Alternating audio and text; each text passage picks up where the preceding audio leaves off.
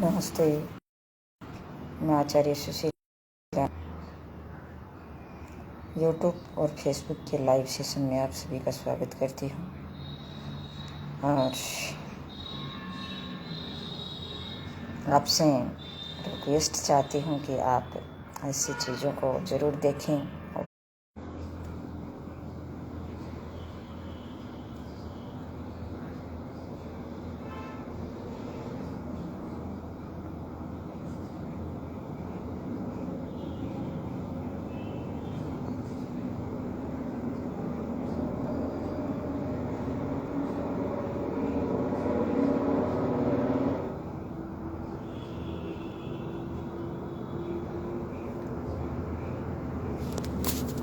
तो ऐसी चीज़ों को देखें और लाभ प्राप्त करें ताकि आप भी अपने स्वास्थ्य का ध्यान रख पाएं और लोगों के स्वास्थ्य का भी ध्यान रख पाएं। तो स्वास्थ्य हमारे लिए सबसे बड़ी चीज़ है। जैसे मैंने तो देखा है कि मैं भुगतभोगी हूँ इस चीज़ की कि मेरे जब स्वास्थ्य बहुत ही ज़्यादा ख़राब था तो मुझे ऐसा लगता था जैसे मैं जल्दी से तो मुझे ऐसा लगता था कि अबे क्या कभी तुम ठीक हो जाएगी, क्या चारपाई से जल्दी से भाग करके चली जाएगी या कोई काम तो कर लेगी। और जैसे ये मानो कि मेरे जैसे यहाँ मतलब एक छोटा सा जैसे मान लो खजूर पड़ा है, उस खजूर को उठा करके मैं मुंह में भी नहीं ले सकती थी। गठिया की वाले की स्थिति ऐसी हो जाती है। तो इस स्थिति से डरती हुई मुझे ये कहना पड़ रहा है कि कहीं मेरी स्थिति जो जैसी हुई थी वैसी किसी और की ना हो और इसका लाभ प्राप्त करें और आगे बढ़ें।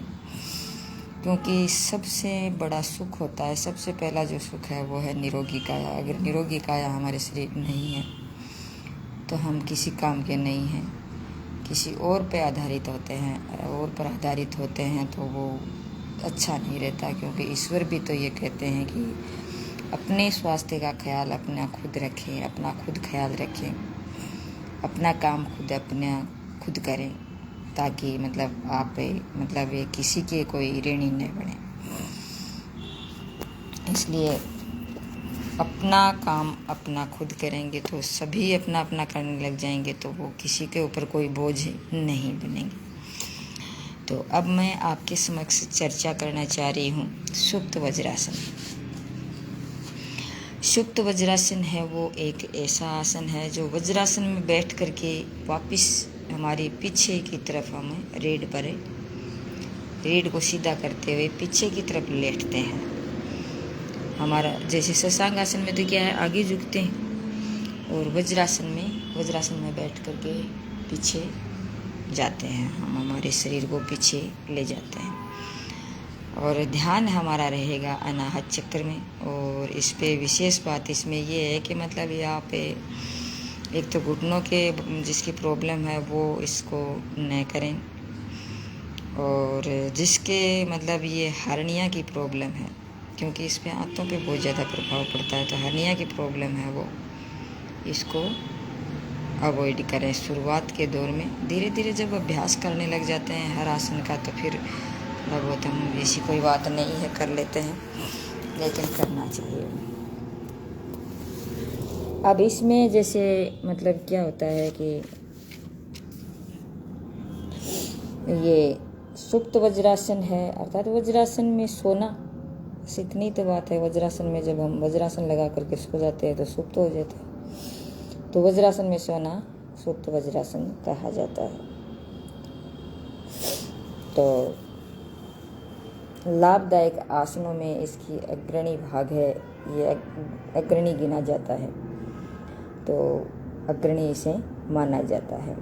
तो शरीर के संपूर्ण अंगों का वो तालमेल इसमें होता रहता है। घुटनों की, जंघाओं की, कटी प्रदेश की विशेष रूप से इसमें प्रभाव पड़ता है। जंघाओं पे पड़ता है, घुटनों पे पड़ता है, और हमारी कमर है उस पर भी बहुत ही अच्छा इस पर प्रभाव पड़ता है।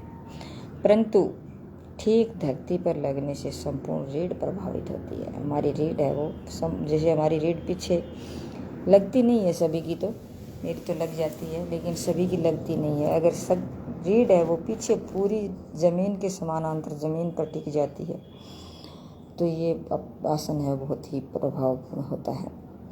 हाथों को सिर के नीचे हम रखते हैं। सिर की तरफ खींचने से क्या होता है, या तो हाथों को फिर सर की तरफ पीछे हम खींचते हैं, और पीछे खींच करके फिर हमारे सर के नीचे यहाँ रख लेते हैं दोनों हाथों को। तो खींचने से क्या, रीढ़ का स्वाभाविक है वो जो ट्रैक्शन है वो होता है, हो जाता है। और दाईं कोनी को हम जैसे नीचे टिका देते हैं, और फिर बाईं कोनी को जैसे ऊपर इस दूसरी साइड में हम टिका देते हैं, और दाईं कोनी को पृथ्वी पर टिका कर कमर के बल जब हम पीछे की तरफ लेटते हैं तो वेगस नाड़ी होती है, वो वेगस नाड़ी है वो हमारी प्रभावित होती है। ऊर्जा है वो स्वतंत्र रूप से प्रभावित होती है। इसमें हृदय की गति भी कम हो जाती है, मतलब जिसकी हृदय की गति है वो तेज होती है वो भी प्रभाव में आती है। और हृदय है वो धड़कता है, जैसे 72 बार धड़कता है 1 मिनट में, तो अगर ज़्यादा धड़कता है तो इसके करने से क्या है कि वो अपने लेवल में आ जाता है। उच्च रक्तचाप है वो, उसका भी दुष्प्रभाव है वो कम हो जाता है। उच्च रक्तचाप जिसके होता है, आजकल तो सभी को ये देखने को मिलता है कि मतलब सभी व्यक्तियों को उच्च रक्तचाप की स्थिति बनी हुई होती है। हालांकि एक बार उच्च रक्तचाप मेरे भी हुआ था। मेरा जो बीपी है वो लगभग 180 के लगभग चला गया था। डॉक्टर साहब से जब उन्हें पूछा तो कहा कि बोले आपको ये बीपी की टेबलेट आपको लेनी ही पड़ेगी, चाहे आज ले लो या फिर चाहे कुछ दिनों के बाद ले लो, लेना ज़रूर पड़ेगा आपको। लेकिन मैंने कहा कि मतलब हाँ हो सकता है मैं ले लूँगी, लेकिन एक बार मैं मेरा खुद का ट्रीटमेंट करके मैं देखूँगी कि मतलब मेरा खुद का मैं कितना कंट्रोल कर सकती हूँ, और अगर बाद में अगर लेना पड़े तो कोई बात नहीं है, मैं ले लूँगी। तो मैंने मेरा जो ट्रीटमेंट मैंने लिया योग का, तो उसमें दूसरे दिन या तीसरे दिन काफ़ी इजाफा हुआ। जैसे मेरी 180 थी और तीसरे दिन में मतलब 2 दिन योग किया करने के बाद में तीसरे दिन क्या हुआ कि मेरी जो वो है 137 के लगभग आ चुकी थी। और वैसे देखें तो 140 और ऊपर की 140 और जैसे 90 है, तो इसको जैसे उम्र के हिसाब से हम देखें तो जैसे 50 वर्ष की जैसे उम्र हो गई है, तो उसके बाद में इसको ये इतना तो प्राय बहुत से लोगों को देखने को मिलता है। हालांकि बहुत कम लोग होते हैं जो इसको इतने इससे कम मिलती है, बाकी इतनी तो वो उम्र के हिसाब से हो ही जाती है। लेकिन थोड़ा सा अगर ध्यान रखें, हम अपना स्वास्थ्य के प्रति अगर सजग रहें तो हम इसको हमेशा के लिए भी हम कम कर सकते हैं, ऐसी कोई बात नहीं है। लेकिन इसका जो क्राइटेरिया है वो 120 और 80-85 के लगभग है। तो 185 नहीं 85 और नीचे 85 या 80 और ऊपर का है वो 120 के आसपास होना चाहिए। 120 परफेक्ट है। तो इसमें होता है ये, इसे उच्च रक्तचाप है वो भी इससे प्रभावित होता है, उसमें बहुत अच्छा फ़ायदा मिलता है। इसमें घुटने हैं, जंघाएं हैं, पेडू का भाग है वो बहुत अधिक खींचने के कारण ये अंग पुष्ट होते हैं। लेकिन हर्निया की प्रॉब्लम जिसके है वो थोड़ा ध्यान रखें इसके लिए, क्योंकि हर्निया की जिसके प्रॉब्लम होती है उसमें इसकी चीज़ से दिक्कत हो सकती है। तो इसको आसन को हर्निया वाले अवॉइड करें। विशेषतः प्रजनन अंगों में रक्त का संचार है वो प्रचुर मात्रा में होने लग जाता है। जैसे प्रजनन अंग है महिलाओं के, तो उसमें क्या है कि रक्त का संचार है वो बहुत ही अच्छे से इसमें होता है, तो उसका ध्यान रखने की ज़रूरत है। और महिलाओं के लिए तो ये बहुत ही उपयोगी आसन है, पुरुषों के लिए तो है ही यही, बाकी महिलाओं के लिए बहुत उपयोगी आसन है। इसके निरंतर अभ्यास से इसका क्या होता है कि जैसे जो महिलाएं मतलब गर्भावस्था में है, गर्भावस्था में तो इसे न करें, लेकिन जब हम गर्भावस्था से पहले जब हमेशा डेली करते रहते हैं तो वो प्रसव पीड़ा है वो कम हो जाती है इसमें। और दोनों हाथों को सर की तरफ खींच के ले जाने से क्या होता है कि सर्वाइकल भाग में रक्त का जो पूर्ति है वो होती है। जैसे हम पीछे पूरा हाथों को पीछे ले जाते हैं ऐसे, तो यहाँ सर्वाइकल भाग है ना, वहाँ पर बहुत अच्छा प्रभाव पड़ता है, वहाँ रक्त का संचार अच्छे से हो जाता है। और नाभि है हमारी, जिस लोगों के नाभि है, गोड़ा है, इस प्रकार की चीज़ें हैं वो डिगती हैं, तो वो इस आसन को करें ताकि मतलब गोड़ा है, धरण है, वो नहीं डिगे, अपने स्थान पर रहें। और सीने में जो हमारे जो होती है थाइमस ग्रंथि, उस थाइमस ग्रंथि पर भी बहुत विशेष प्रभाव पड़ता है। और नाभि पर नाभि तक श्वास लेने से, नाभि तक हम जैसे श्वास भरेंगे, पूरा लंबा गहरा भरेंगे तो नाभि तक हमारा श्वास जाता है, से अधिक लाभ मिलता है। श्वास छाती, कमर, गले और पैर, बस्ती प्रदेश, इन सभी तक रोगों में ये बहुत ही उपयोगी आसन है। बस्ती प्रदेश है, छाती है, कमर है, पैर हैं, ये सभी है, इन पर बहुत अच्छा प्रभाव पड़ता है। इसमें अनाहत चक्र जैसे मैंने आपको पहले ही बता दिया, और सावधानियाँ मैंने आपको बताई ही है। घुटने हैं जिसके मतलब ध्यान विशेष तौर से इसमें, जैसे पूर्ण स्थिति में जैसे हम जाते हैं तो घुटने मोड़ते हैं और घुटने मिल जाते हैं, और कमर अधिक से अधिक पृथ्वी से लग जाती है, तो वो धीरे धीरे लगानी ज़रूरी है। अगर किसी के नहीं लगती है तो वो ज़बरदस्ती न करें, धीरे धीरे लगाएं। या आज कल परसों रोज़ हम रोज़ करेंगे तो धीरे धीरे लगना शुरू हो जाएगी, ऐसी कोई बात नहीं है। और दोनों घुटने हैं वो प्रारंभ में से अंत तक मिले रहें, आसन पर जमे रहें। इसमें विशेष बात ये है कि जैसे मतलब उसको तो मैंने पहले ही बता दिया आपको, का मतलब ये किस किस को नहीं करना चाहिए। हर्निया वाले हैं और जिसके घुटनों की प्रॉब्लम है वो इसको न करें, अवॉइड करें। लेकिन एक विशेष बात इसमें यह है कि मतलब घुटने हैं दोनों मिले हुए होने चाहिए, और शुरू से लेकर के अंत तक ये घुटने हमारे मिले हुए होने चाहिए, और पृथ्वी पर हमारा जो पीछे की जो रीढ़ है वो लगी रहनी चाहिए। और इसकी विधि में जैसे वज्रासन में बैठते हैं और पैर दाएं बाएं खोल कर रखें, बीच के स्थान में बैठ जाएं। जो हमारे पंजे हैं वो थोड़ा सा खोल के रखें, और उसका बीच का जो स्थान है उसमें आप बैठ जाएं। पंजे ज़मीन से लगे रहें, टखनों को पकड़ लें, और टखनों को हम पकड़ लेते हैं। पहले दाईं कोहनी आसन पर टिकाएं, पहले दाईं कोहनी को हम आसन पर टिकाते हैं। दोनों मतलब ये पंजे हैं, जो एड़ियाँ हैं उसको पकड़ेंगे, और अपनी कोहनियाँ हैं इसमें दाईं कोहनी को पहले टिकाएंगे ज़मीन पे, फिर बाईं कोहनी को टिकाते हुए कमर को भी इस आसन से लगा दें, मतलब आसन तक टच करने का प्रयास ही हम करते हैं। ध्यान रहे घुटने वापस में मिले रहें, आपस में मतलब मिले हुए रहें, घुटनों को खोलना नहीं है। घुटनों खोलेंगे तो हमारा आसन है वो पूर्ण रूप से नहीं हो पाएगा।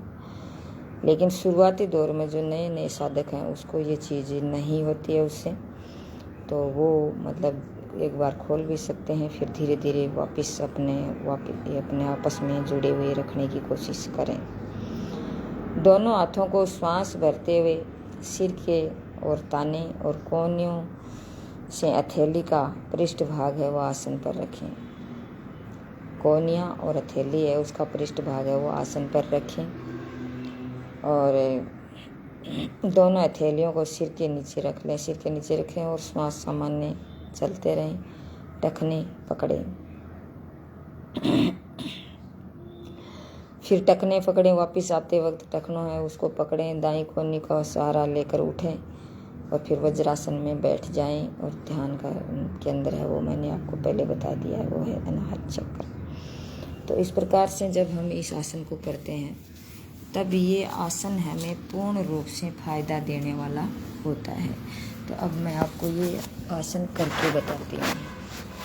थोड़ा सा जैसे ये मैं चारपाई पे बैठी हूँ इसलिए नहीं हो रहा हो, आपको नहीं दिखाई देगा, लेकिन थोड़ा सा जैसे एक्सप्लेन किया उसके हिसाब से आप देख लेना।